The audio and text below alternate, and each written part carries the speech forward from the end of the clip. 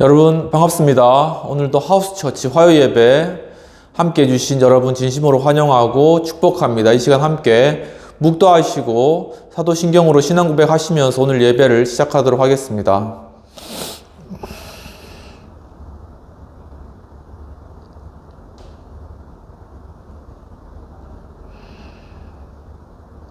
전능하사 천지를 만드신 하나님 아버지를 내가 믿사오며 그 외아들 우리 주 예수 그리스도를 믿사오니 이는 성령으로 잉태하사 동정녀 마리아에게 낳으시며 본디오 빌라도에게 고난을 받으사 십자가에 못 박혀 죽으시고 장사한 지 사흘 만에 죽은 자 가운데서 다시 살아나시며 하늘에 오르사 전능하신 하나님 우편한 자 계시다가 저희로서 산자와 죽은 자를 심판하러 오시리라. 성령을 믿사오며 거룩한 공회와 성도가 서로 교통하는 것과 죄를 사하여 주시는 것과 몸이 다시 사는 것과 영원히 사는 것을 믿사옵나이다.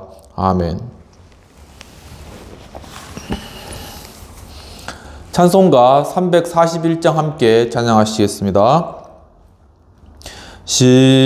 십자가를 내가 지고 주를 따라갑니다. 이제부터 예수로만 나의 보배 삼겠네. 세상에서 부귀 영화 모두 잃어버려도 주의 평안 내가 받고 영생 복을 받겠네.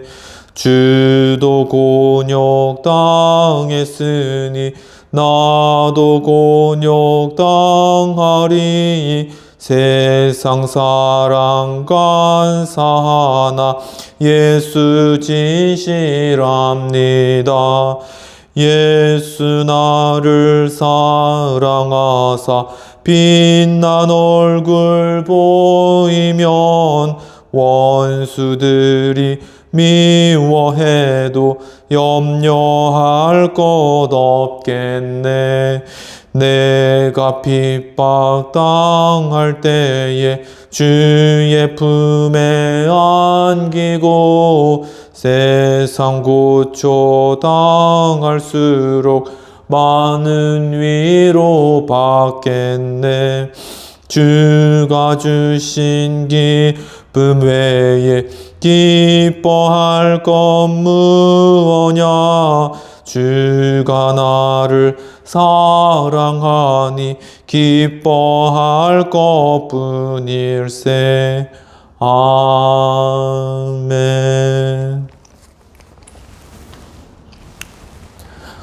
이 시간 공동체를 위한 회개의 기도와 또한 성천을 위한 기도와 헌금을 위한 기도 드리는 시간 가지겠습니다. 하나님 아버지, 참 하나님의 크신 은혜로 저희들이 참 하나님 말씀 가운데 자유롭게 또한 예배하며 또한 자유롭게 활동하며 또한 자유롭게 또한 사고 팔며 정말 주님의 복을 지금까지 누려올 수 있도록 이끌어 주신 은혜를 감사합니다. 주님, 하지만 아직도 저 북한 땅에는 주님 참 저희들이 보릿고개 가운데 어려운 시절들을 다 지나고 이제는 저희들이 먹을 것 마실 것 염려 없이 지내지만 아직 북한 땅에는 또한 먹을 것으로 인하여서 마실 것으로 인하여서 또한 이 겨울을 나는 문제로 인하여서 정말 수많은 사람들이 또한 고통받고 걱정하고 염려하며 또한 지금도 아사하여 죽는 사람들이 많이 있습니다. 하나님 아버지, 정말 그 땅 가운데 이러한 고통과 아픔을 저희가 알고 있으면서도 그들을 위하여서 정말 그들을 돕지 못하고 그들을 위해서 기도하지 못하고 그들을 위하여서 정말 그들이 정말 그 땅을 주님께서 열어주시도록 정말 또한 그 땅을 하나님께서 바꾸어 주시도록 정말 노력하지 못한 또 그것을 함께 계획하고 함께 그걸 구체적인 방안들을 가지고 실행하지 못한 저희들의 그러한 무기력함과 또한 무정함과 무관심함을 이 시간 주 앞에 자백하오니 주여 저희들의 죄악들을 용서하여 주시옵소서.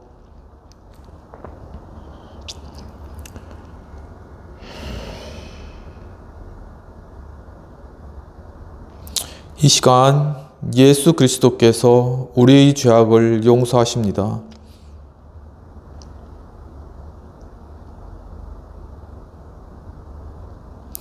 주님, 이 시간 또한 저희들 예배 가운데 참 주님의 귀한 살과 피에 참여할 수 있는 복된 시간 주심을 감사합니다. 주님, 이 시간 주님의 그 떡과 잔을 먹고 마실 때 정말 그리스도의 십자가의 고난과 또 우리를 향한 사랑의 십자가를 깊이 마음 가운데 새기며 또한 그리스도의 그 고난에 함께 참여함으로 말미암아 예수 그리스도의 부활의 영광 가운데 참 우리의 영이 참 자유함 가운데 주님 그 영원한 영생 가운데 참여하는 복된 성찬 될 수 있도록 인도하여 주시옵소서. 주여 또한 이 예배를 위하여서 정말 귀한 물질로 섬긴 손길 위에 주님께서 축복하시고 그 물질이 쓰이는 곳곳에 하나님의 놀라운 영광이 나타나며 정말 물질을 드린 그러한 손길 위에 주님께서 배나 더욱더 결실하며 큰 축복으로 함께해 주옵소서. 감사하며 모든 말씀 우리 주 예수님 이름으로 기도하옵나이다. 아멘.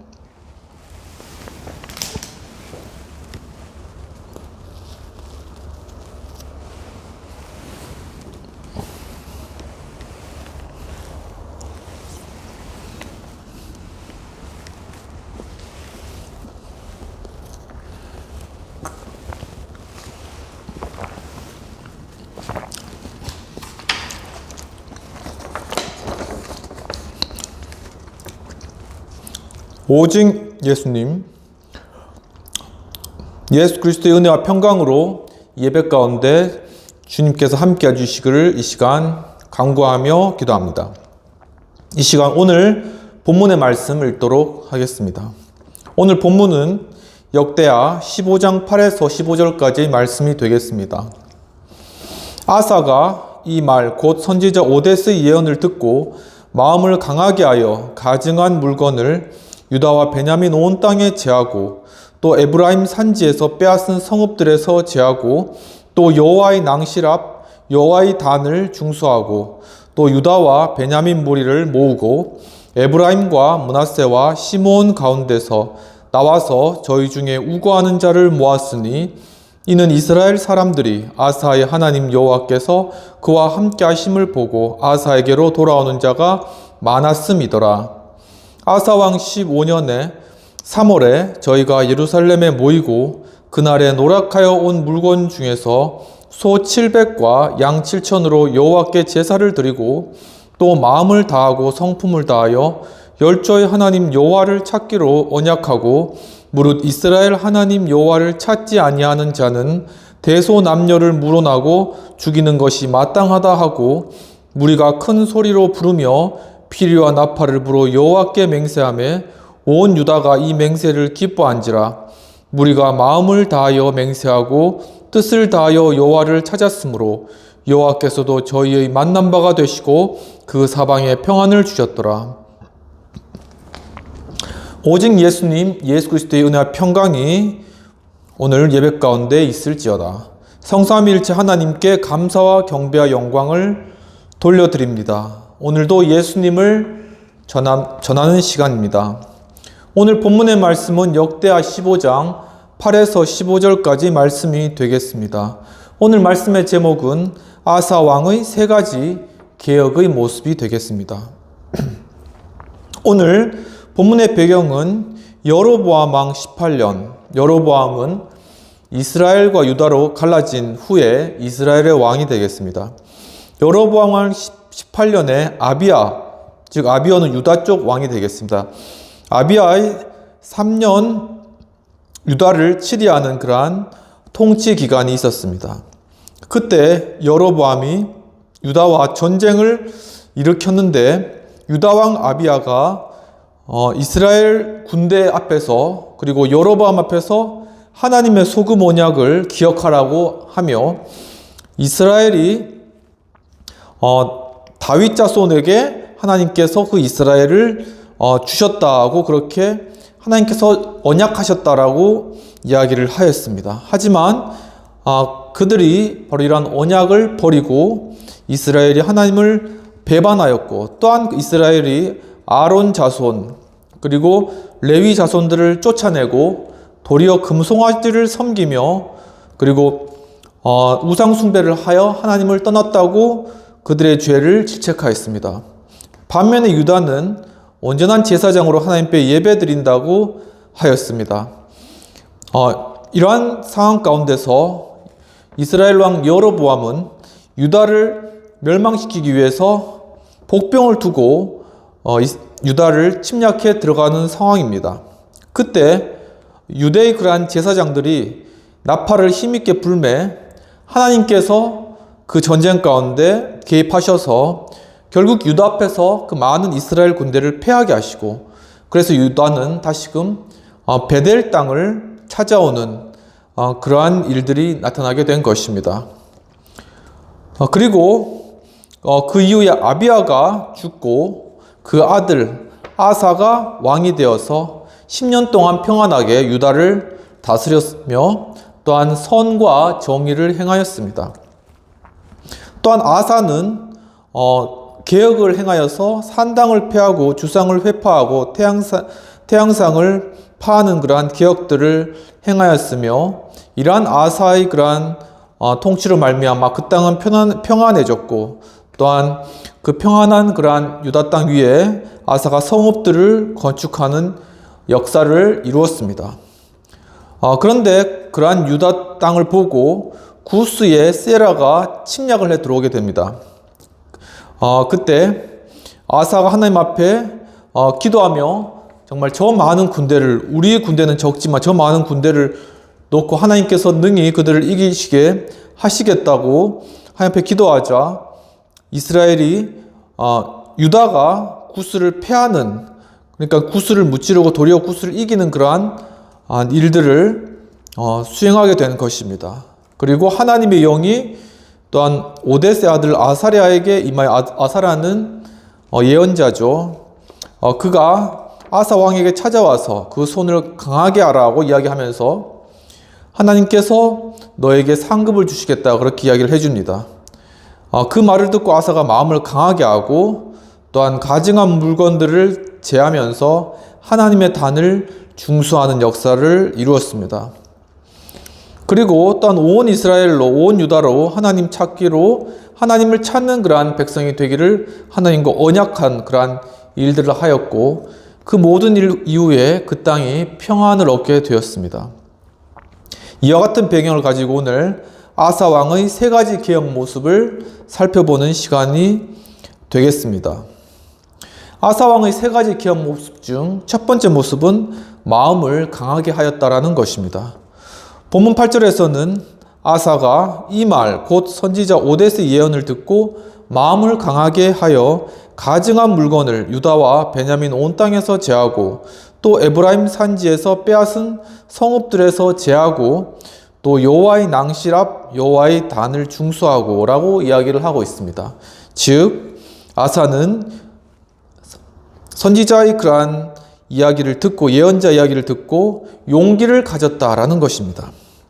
본문에서 강하게 함이라는 그러한 원어는 히타자크로 용기를 가지다, 그리고 담력을 가지다, 그리고 배짱을 가지다라는 그러한 의미가 있습니다. 우리 사랑하는 성도 여러분, 참 이 시간 또 주님 말씀을 듣고 또한 말씀의 큰 은혜를 받아서 여러분 마음 가운데 또한 실망한 마음, 낙심한 마음, 또한 두려워하는 마음들을 주님 다 물리쳐 주시고 여러분 마음 가운데 새로운 용기, 또 담력, 그리고 배짱을 갖게 되는 그러한 복된 시간 되시기를 주님의 이름으로 축원합니다. 여호수아 1장에서는 하나님께서는 여호수아에게 마음을 강하게 하고 극히 담대하라고 말씀하고 있습니다. 바로 그러한 여호수아가 가졌던 그 용기, 즉 이스라엘 민족 모세가 죽은 후에 그 이스라엘 민족들을 이끌고 가나안 땅으로 들어가서 그 땅을 점령해야 될 그러한 상황 가운데서 그 마음 가운데 용기와 극히 담대한 마음을 주신 것은 바로 하나님이셨다라는 것입니다. 또 이사야 41장에서는 두려워 말라 내가 너와 함께 함이니라 놀라지 말라 나는 내 하나님이 됨이니라 내가 너를 굳세게 하리라 나의 의로운 오른손으로 너를 붙들리라고 말씀하고 있습니다. 즉 우리가 두려워할 수 있고 놀랄 수 있고 정말 우리는 연약하기 때문에 우리의 어떤 모든 일들에 관하여서 우리가 그렇게 할 수 있습니다. 하지만 하나님을 의지할 때 하나님께서는 주님의 오른손으로 우리를 붙드시고 우리를 강하게 하시고 또한 담대케 하심으로 말미암아 우리 마음가운데 두려움과 염려와 놀람을 다 떠나가게 하시고 마음 가운데 평안함과 또한 성령 충만함으로 모든 일을 감당할 수 있도록 인도해 주신다라는 것입니다. 또 사무엘상 30장에서는 다윗이 크게 궁급하였다라고 이야기를 하고 있습니다. 바로 이 배경은 다윗이 정말 사울이 쫓아오는 것을 도저히 못 견뎌서 이제 다윗이 블레셋 쪽으로 이제 가는 거죠. 거기 가서 거기에서 이제 살다가 사울이 이제 쫓아오기를 이제 그쳤는데, 근데 이제 블레셋이 일단 이스라엘과 이제 전쟁을 한 그러한 시기가 되었습니다. 그때 당시에 다윗이 섬겼던 사람은 블레셋 왕이었기 때문에 같이 그 전쟁에 나갔던 거죠. 그런데 다른 블레셋 그런 방백들이 이 다윗을 우리와 같이 싸우게 하면은 결국 우리의 목을 베서 사울과 다시 화친할 것이다 해서 다윗이 돌려보내게 됩니다. 그래서 다윗과 함께 갔던 그러한 많은 군사들이 돌아왔는데 집에 와보니까 아말렉 족속이 와서 자기들의 처자 그리고 모든 재물들을 다 데리고 떠나가 버린 것입니다. 그러니까 이 다윗과 함께 있었던 사람들이 자신의 처와 자녀를 잃은 그러한 것으로 인하여서 울 기력이 없이 울었다라고 성경에 기록되어 있습니다. 그만큼 울고 또 그 원망, 그것을 왜 나가지도 않은 그러한 전쟁에 우리를 끌고 나가서 우리 자녀들과 우리 처 역시 지키지 못하고 다 잃어버리게 했느냐, 그렇게 하면서 다윗을 죽이려고 했습니다. 그때 매우 다윗의 마음이 궁급했다, 즉 매우 급하고 매우 두려웠다는 것이죠. 그런데 그때 다윗이 하나님을 힘입음으로 용기를 얻었다라고 이렇게 이야기를 하고 있습니다. 이와 같이 정말 우리가 사람의 공격, 사람의 시선, 사람의 그런 판단, 이것을 우리가 의지하게 되면은 우리가 쉽게 두려워지고 또한 용기를 잃고 또한 무서워 떨게 되는 그러한 경우가 많이 있습니다. 하지만 우리의 마음을 하나님께 둔다면 우리가 사람의 생각보다 높으시고 정말 모든 사람과 모든 그러한 사람의 마음을 주관하시고 인도하신 하나님을 의지함으로 말미암아 우리가 마음껏 담대함을 얻고 그 상황을 역전시킬 수 있다라는 것이죠. 그래서 다윗은 결국 에봇을 가져와라. 에봇은 제사장이 입는 옷이었는데 그것을 가져와라 해서 그것을 가지고 하나님 앞에 물었습니다. 과연 우리가 다시 저 아말렉 사람들을 쫓아갔을 때 우리 처와 자녀들을 다시금 우리가 돌릴 수 있겠습니까? 라고 물었을 때 충분히 할 수 있다, 그런 답을 얻고 쫓아가서 밤새도록 가서 거기 아말렉 사람들 다 멸하고 거기에 처자들을 그대로 다 다시 데리고 돌아오는 그러한 상황의 전환, 반전을 이룬 것이죠. 바로 그것이 하나님께서 주신 그 용기, 담대함을 다시 회복하였기 때문인 것입니다. 이와 같이 아사왕을 통한 세 가지의 개혁 모습 중 첫 번째는 아사왕이 용기를 가졌다라는 것입니다. 휴스턴 대학의 용기, 취약성, 그리고 수치심, 공감, 이러한 것들을 20년간 연구한 심리 전문가이신 브레네 브라운 교수님, 이 교수님은 테드 강연, 유명한 유튜브 강연이죠. 거기서 강연을 하셨는데 무려 5,700만, 우리나라 인구인데 5,700만이 그것을 조회하는 역대 최고의 그러한 조회수를 올렸습니다. 그분께서 쓴 책이 리더의 용기라는 그러한 책을 쓰셨습니다. 이제 그 책의 내용을 잠깐 보면은 그 교수님께서 노키아, 그리고 도시바, 그리고 GE, 이러한 과거에는 잘 나갔던 아주 굴지의 기업들이 점점 약해져가고 취약해 되는 그런 이유들을 분석해 본 결과 그 기업들의 공통점은 바로 그 리더십이 잘못된 리더십이었다는 것입니다. 즉 유연하게 조직을 이끌지 못하고 강직되고 아주 정말 서열화된 어떤 그러한 경직된 그러한 조직 문화 가운데 조직을 이끌었다라는 것이죠. 그래서 결국은 그 조직은 무너지고 또한 약해질 수밖에 없는 것입니다. 하지만 이것을 돌파하는 그러한 방법에 관하여서 브레네 브라운 교수님은 그것이 바로 대담한 리더십이라는 결론을 얻었는데, 그러한 결론은 7년의 그 교수님이 연구 끝에 나온 그러한 결론입니다. 그렇다면 이러한 대담한 리더십을 어떻게 우리가 얻을 수 있을 것인가? 거기에 대해서 첫 번째로는 바로 리더가 취약함을 먼저 인정해야 한다는 것입니다. 그러니까 리더로서 어떤 자격지심 아니면 어떤 체면 이런 것들 때문에 자신의 나약함을, 취약함을 인정하지 않고 있다면 그건 교만한 것이고 결국 부러지기 쉬운 그런 리더라는 것이죠. 하지만 그가 자신의 취약점을 인정했을 때 바로 그 취약점으로부터 자신의 장점과 용기를 끌어낼 수 있다라고 말씀을 하고 계십니다. 두 번째로는 바로 가치관에 따라 살아가야 한다고 말씀하고 있습니다. 즉 어떤 세대 풍조 그리고 변화하는 그러한 여러 유행에 따라서 어떤 행동이나 어떤 결정이나 아니면 어떤 모습을 보여주는 것이 아니라 그 사람만의 고유의 그러한 가치관 그것을 분명하게 세우고 바로 그 가치에 따라서 흔들리지 않게 가는 그러한 리더가 바로 대담한 리더십이라고 이야기를 하고 계신 것입니다. 그리고 세 번째로는 대담하게 신뢰하라라는 것입니다. 누구를요? 바로 우리를 함께 있는 그런 직원들에 대해서 대담하게 신뢰라는 것입니다. 리더는 이와 같이 우리 밑에 있는 사람들을 믿고 그들에게 일을 맡기고 위임해 줄 수 있는 그러한 대담함이 있어야 됩니다. 리더가 조급해가지고 내가 모든 일을 할 수 있을 것이다 라고 이렇게 생각하고 모든 일을 끌어안고 있으면 그 일이 결코 되지도 않고 자신의 그러한 우물과 한계에 갇혀가지고 더 이상 발전이 없는 것입니다. 하지만 그것을 대담하게 띄어서 우리 직원들에게 내 밑에서 따르는 자들에게 다 나누어 줄 때 그럴 때 그 일이 더욱더 확장되고 또 새로운 아이디어로 더욱더 발전되고 또 유연하게 그 조직 문화가 이끌어가게 된다라는 것이죠. 그리고 마지막으로는 다시 일어서는 법을 배워야 한다는 것입니다. 어떠한 리더나 그리고 어떠한 조직이나 넘어질 수가 있습니다. 그리고 실수할 수 있습니다. 손실을 입을 수 있습니다. 하지만 그 가운데서도 계속 다시금 일어나는 것, 다시금 그 가운데 우리 중요한 교훈들을 배우고 실수를 분석하고 그래서 그것을 극복한 그러한 조직이 결국은 성공하는 조직이고 그리고 그러한 리더가 진정한 대담한 리더로 위기를 극복하는 그러한 리더라는 것입니다. 바로 이러한 브레네 브라운이 그러한 책과 또 그분의 강의가 굉장히 유명했기 때문에 많은 방문자들이 그 교수님을 찾아왔습니다. 방문자들은 대부분 어떤 회사의 CEO나 리더들이 되시겠죠. 근데 그분들이 와서 하는 말이 한 가지 다 똑같습니다. 왜냐하면 나는 리더인데 굉장히 외롭다. 이런 말을 많이 하신다고 합니다. 또 힘들다. 내가 하는 게 굉장히 힘들고 외롭다. 그러니까 이 리더들이 각 조직에 서서 어떻게 해야 될지 혼자 있으니까는 방향을 찾지 못하고 너무 괴롭고 힘든 그러한 십자가를 지고 걸어가고 있는 것입니다.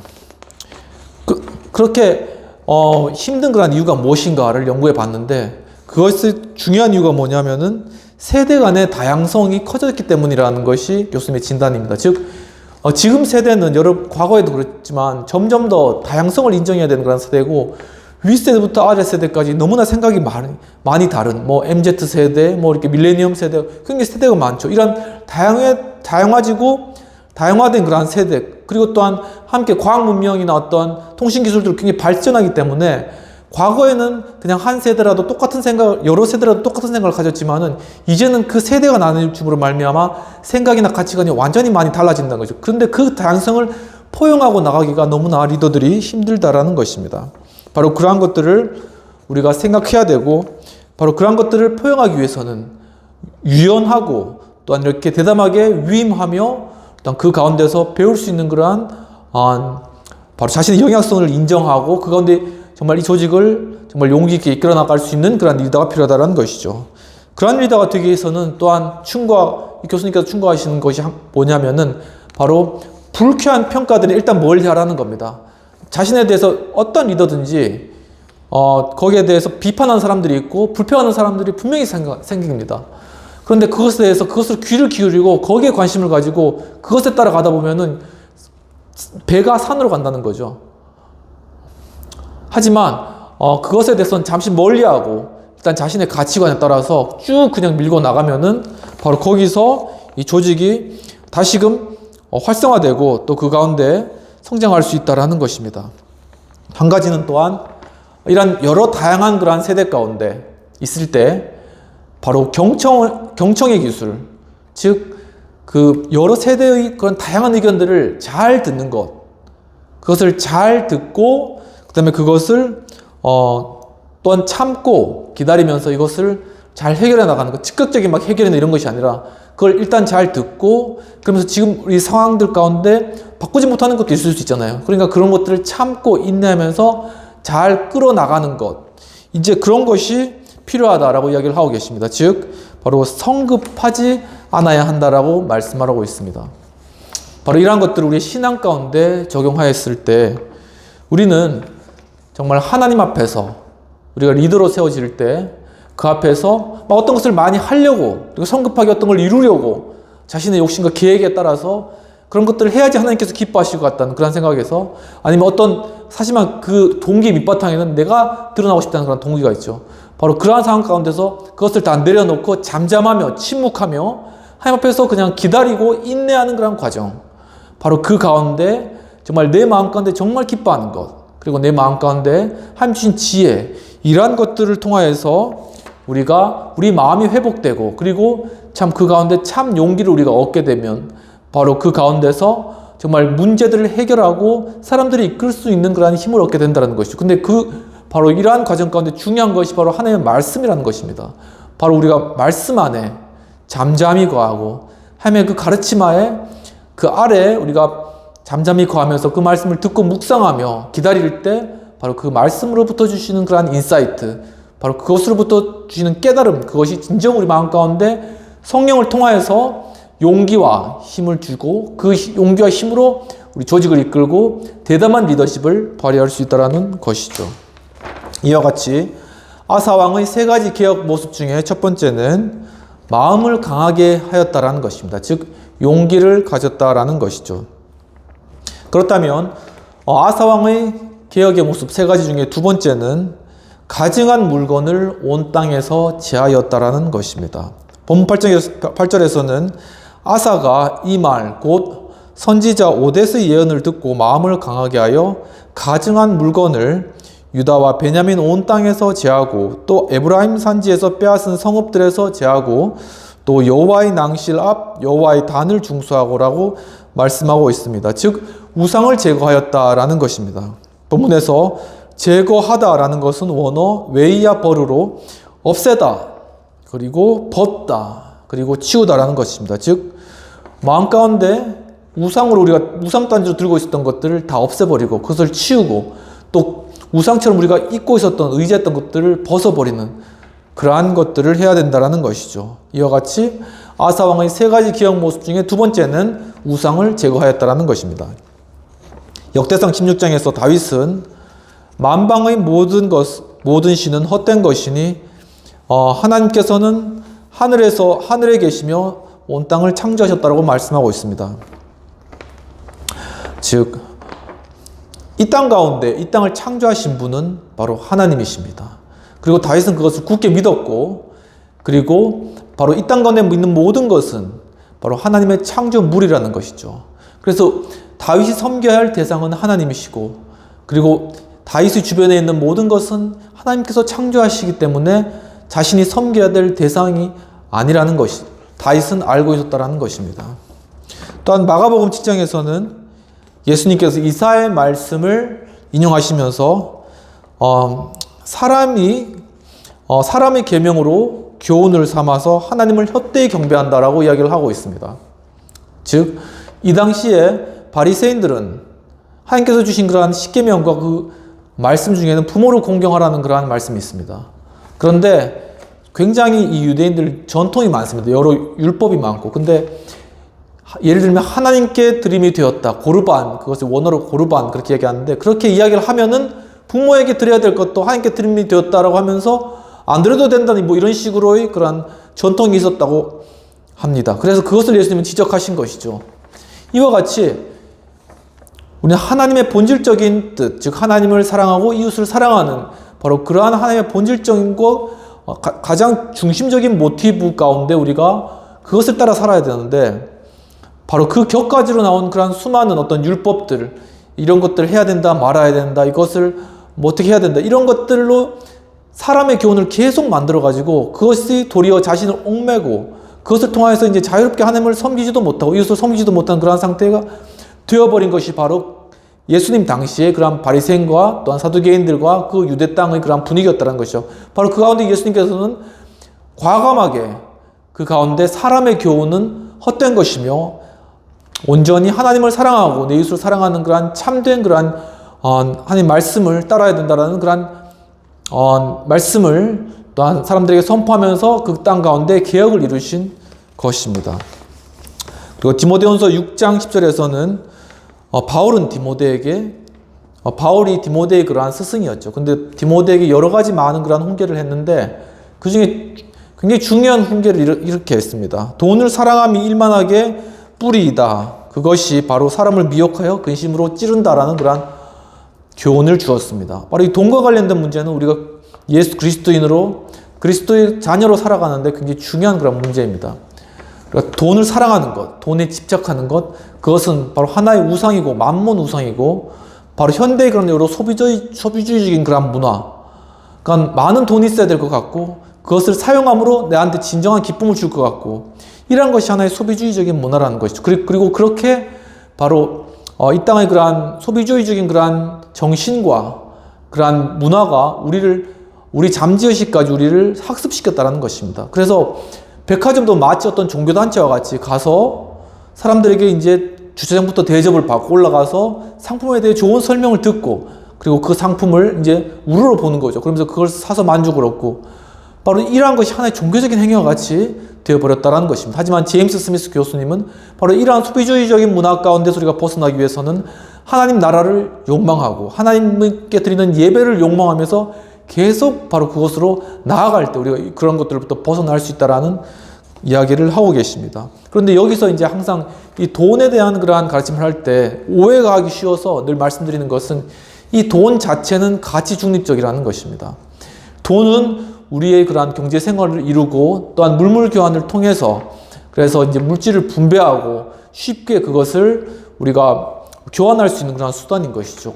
그래서 이것은 하나님의 일반 은총이고 굉장히 중요한 수단을 가진 그러한 기능이라는 것입니다. 이게 돈의 흐름이 많이 끊어지면 개인도 그렇고 기업도 그렇고 또 국가도 그렇고 그럼 망할 수밖에 없는 거죠. 그래서 돈의 흐름을 원활하게 하기 위해서 다양한 화폐 발행과 또한 그런 것을 잘 조절해 나가는 그러한 재정적인 기능은 아주 중요한 것입니다.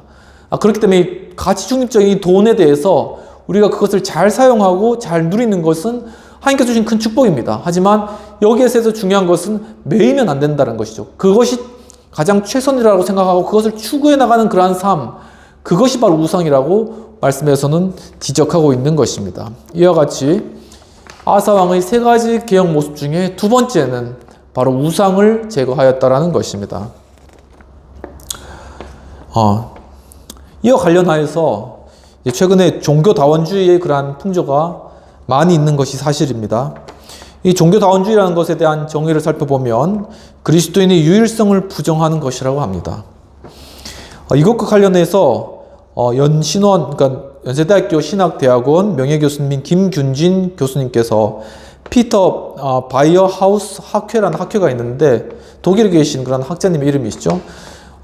그 학회에서 타종교에도 구원이 있다라는 그러한 종교다원주의에 관한 그러한 논박하는 그러한 강연을 학회에서 이제 발표를 하셨습니다. 그 내용이 2019년 8월 26일 기독일보에 기사로 실려 있어서 잠깐 소개를 해드리면 이 종교다원주의의 배경은 카톨릭 공회에서 1962년에서 1965년 동안 이제 공회를 하면서 베타주의를 거부하였습니다. 그러니까 이게 공회는 이제 예전부터 계속 트리엔트 공회도 있고 그 전에 칼케돈 공회 뭐 아주 공회들이 많이 원래 이제 기독교 공동체가 모여서 어떤 결정을 하는 것인데 나중에 와서는 이제 종교개혁을 인해서 이제 개혁신학은 따로 가고 이제 카톨릭에서 이제 공회를 하는데 그 공회에서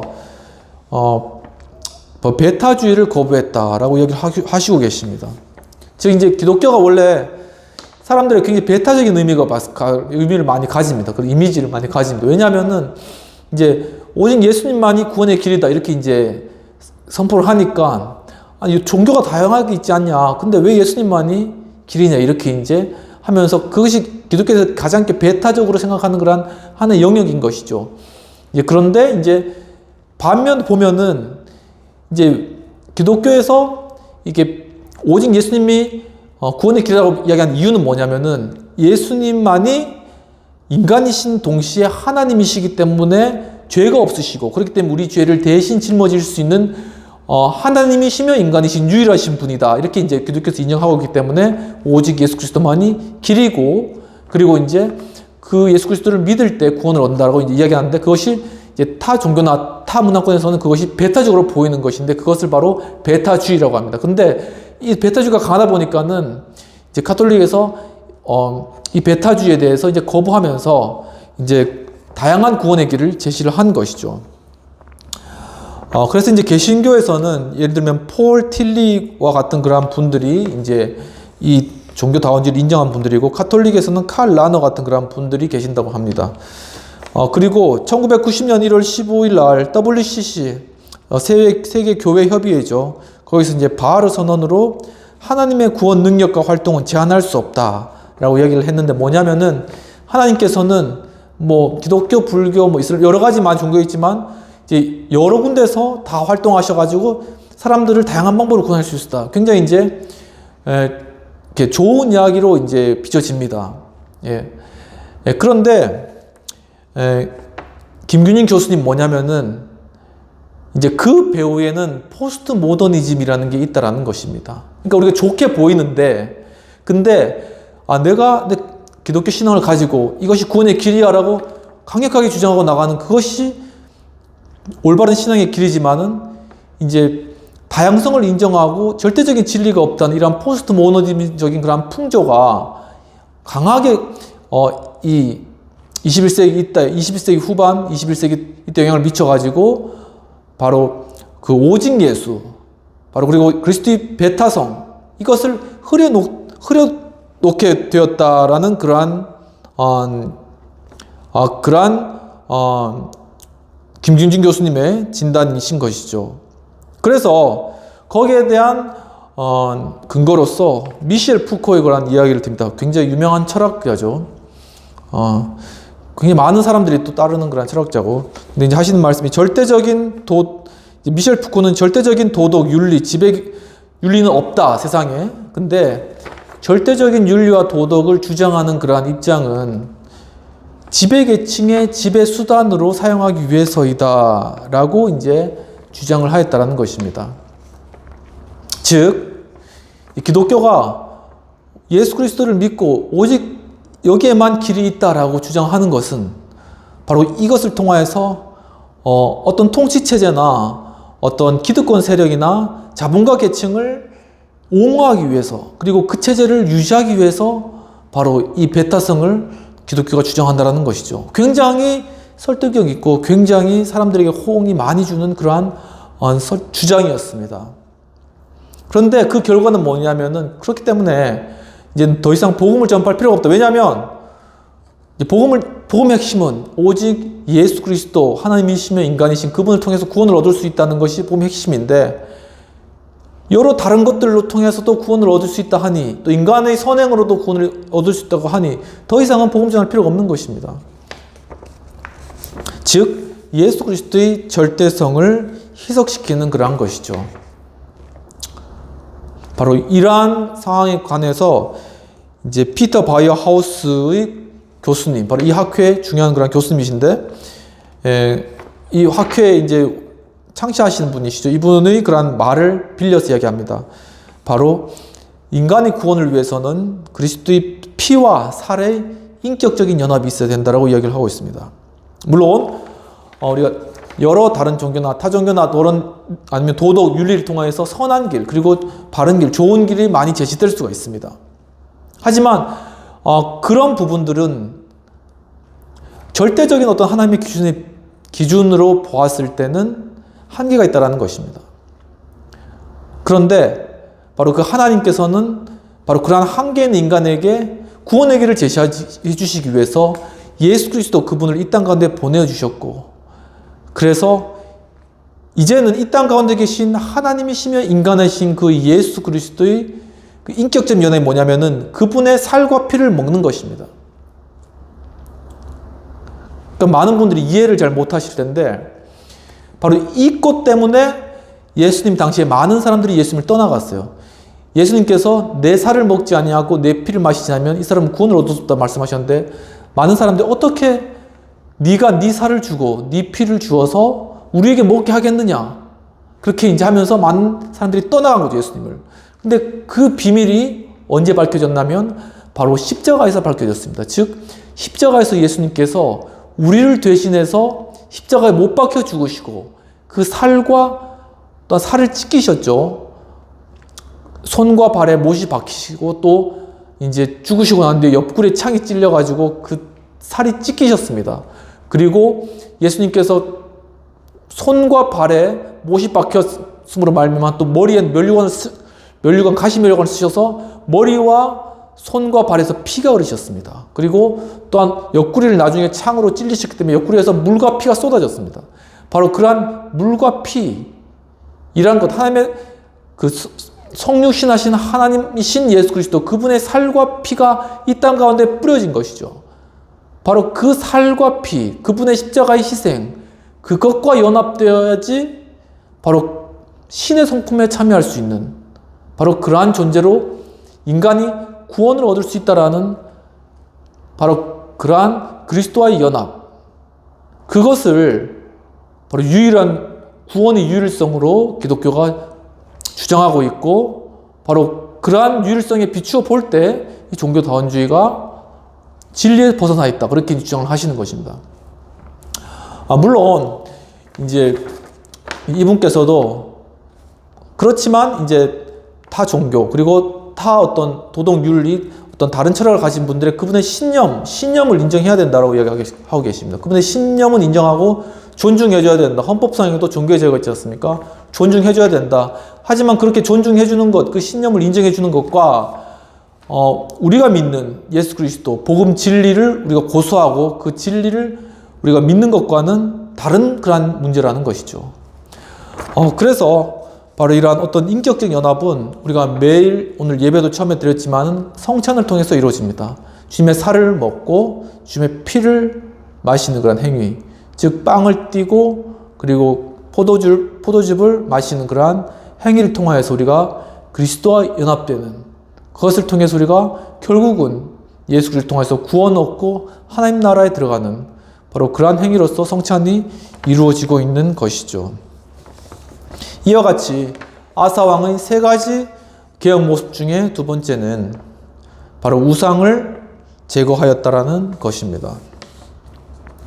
아사왕의 세 가지 개혁 모습 중에 세 번째, 여호와의 단을 중수하였다라고 말씀하고 있습니다. 오문 8절에서는 아사가 이 말 곧 선지자 오뎃의 예언을 듣고 마음을 강하게 하여 가증한 물건을 유다와 베냐민 온 땅에서 제하고 또 에브라임 산지에서 빼앗은 성읍들에서 제하고 또 여호와의 낭실 앞 여호와의 단을 중수하고라고 말씀하고 있습니다. 즉 하나님 그리고 예수 그리스도 삼위일체 되신 그분께 대한 예배를 회복하였다라는 것입니다. 본문에서 중수하다라는 것은 원어 웨이 하데스로 복원하다, 그리고 회복하다, 그리고 복구하다라는 의미가 있습니다. 사랑하는 성도 여러분, 참 여러분 삶 가운데 무너진 이러한 영역들이 있습니까?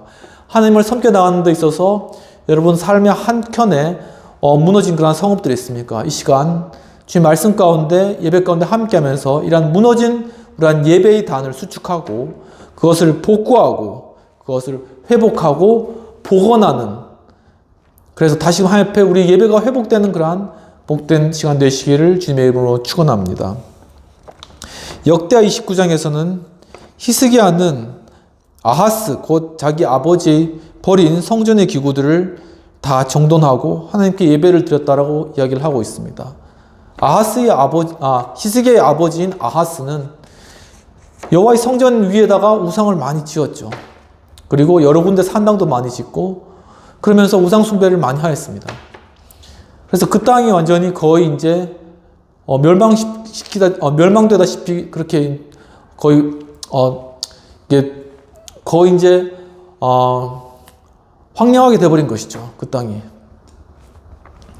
근데 이제 그 땅 가운데 다시금 히스기야가 그 제단을 다 수축하고 자기 아버지가 버린 그런 기구를 다 가져와서 그것을 다 닦고 그러면서 하나님의 그러한 단들을 회복하였습니다.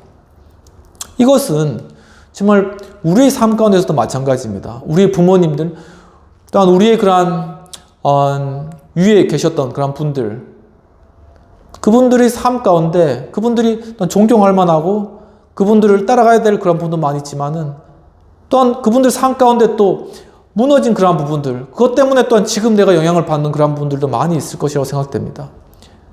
그럴 때 우리가 어떻게 해야 되겠느냐? 그냥 그대로 우리가 살아갈 것인가? 그럴 수는 없다는 거죠. 그 가운데 다시금 버려졌던 것들은 다시 가져와서 닦고 무너졌던 것은 다시 쌓고 그러면서 그 예배를 회복해 나가고, 정말 부모 때 그렇게 무너졌던 것을 자녀 때 다시금 회복해서 정말 그것을 하나님 앞에 드리도록 합당한 모습으로 갖춘 것들, 바로 그것과 함께 또한 우리의 무너졌던 가정도, 또한 깨어졌던 그 가정도 이제 우리 때의 어떤 다시 단란한 가정으로, 회복된 가정으로 이렇게 가정도 회복시키는 그러한 것들, 이러한 것들이 우리 삶의 예배와 함께 이루어지는 것이 하나님 보시기에, 그리고 정말 또한 하나님께서 우리에게 주신 그런 큰 축복이라는 그러한 사실인 것입니다.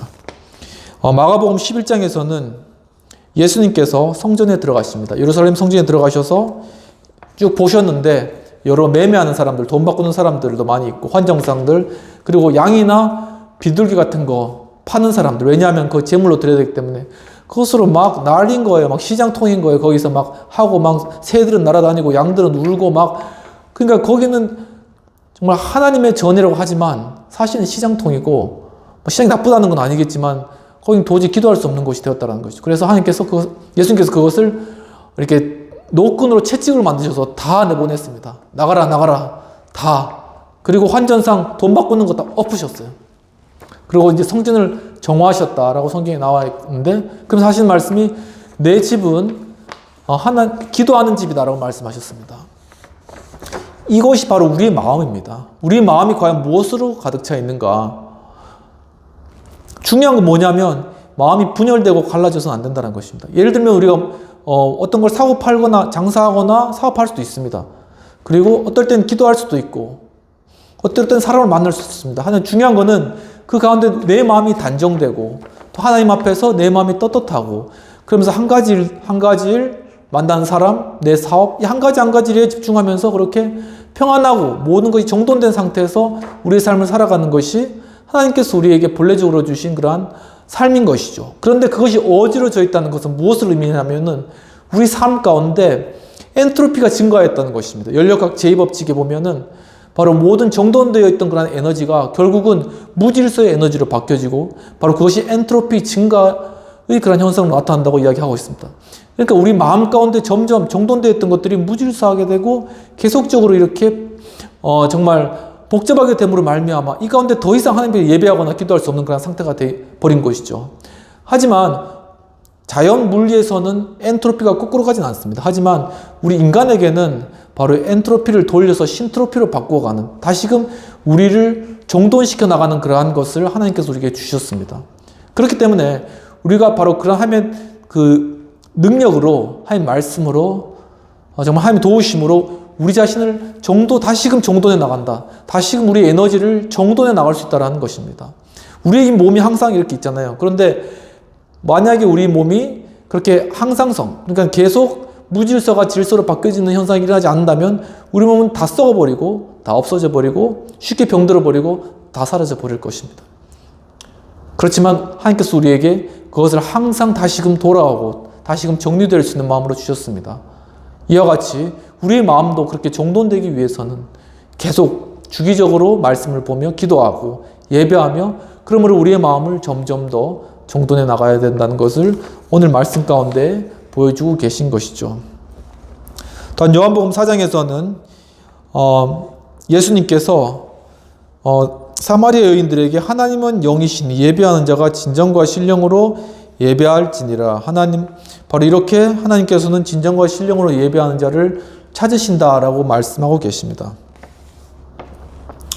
이와 같이 예수님께서는 바로 사마리아 여인, 이방인이잖아요. 그 여인에게 가서 그 우물가에서 물 좀 달라 하고 난 뒤에 이제 이 사마리아 사람들은 거리심산 이런 곳에 가서 예배를 드렸거든요.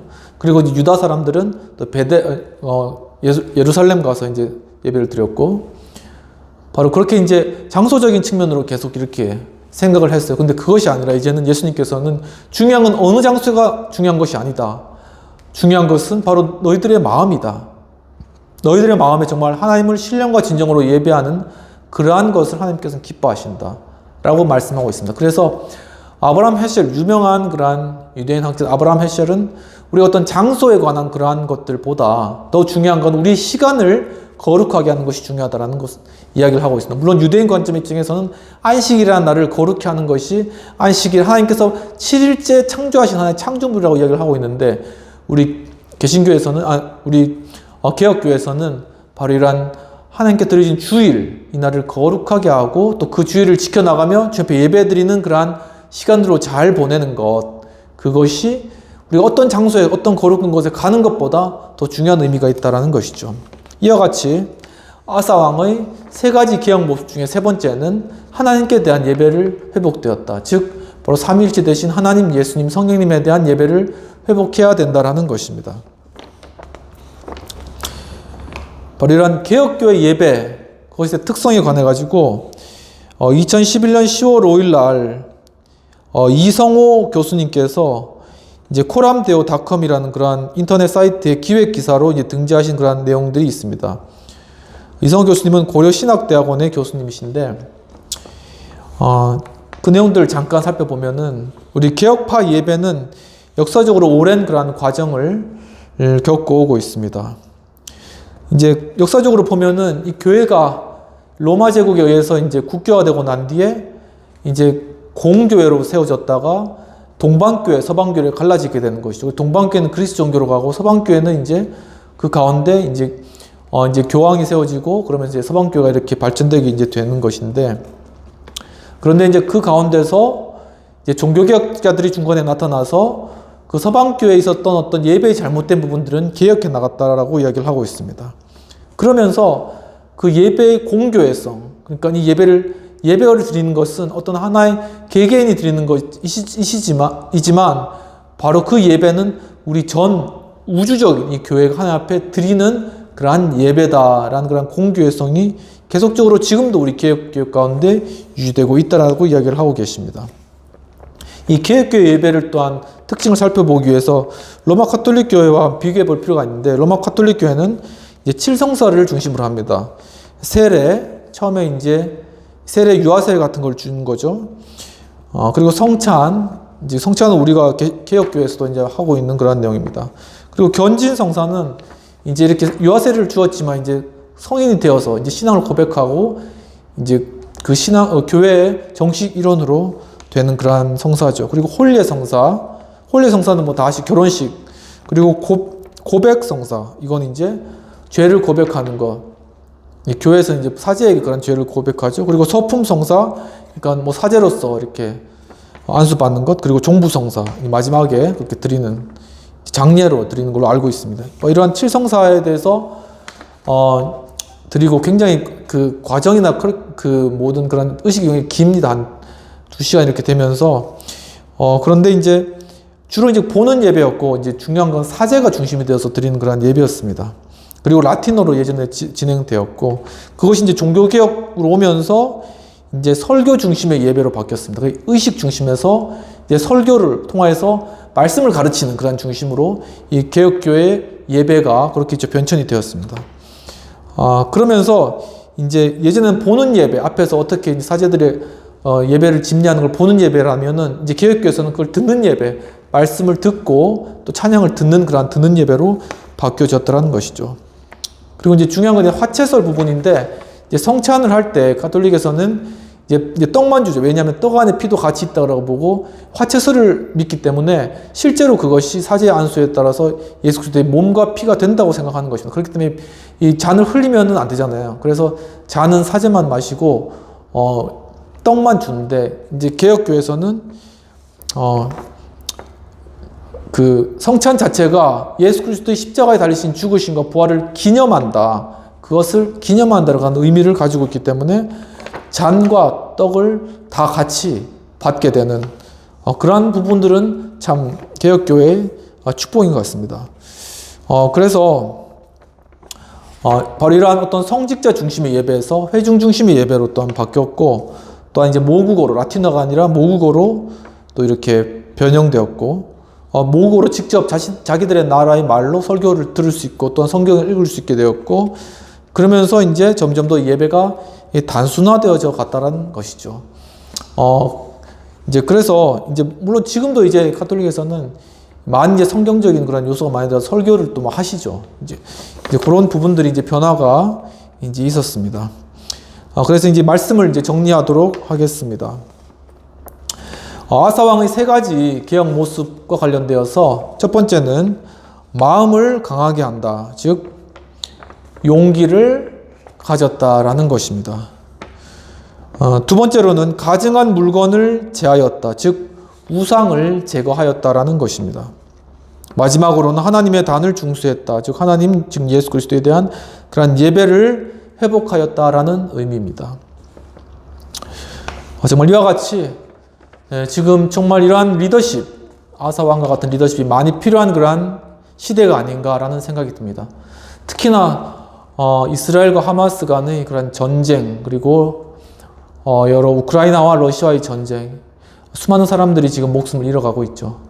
바로 이러한 상황 가운데서 정말 어떻게 하면 이러한 상황들을 극복해내고 평화를 안착시키고 다시금 무고한 사람들이 희생당한 일이 없게 할까? 그것은 정말 이 땅의 리더들, 이 세계를 이끌어 나가고 있는 그런 리더들이 먼저 용기를 가지고, 그리고 또한 이 세상의 물질과 이 세상의 번영을 추구했던 그런 모든 우상들을 제하고, 그리고 정말 하나님께 대한 그 예배의 마음을, 정말 신에 대한 그러한 마음을, 하나님에 대한 마음을 회복하는, 정말 그러한 것들을 통하여서 정말 이 땅에 다시금 평화가 임하리라 믿습니다. 시간 이것들을 생각하시면서 함께 기도하시겠습니다.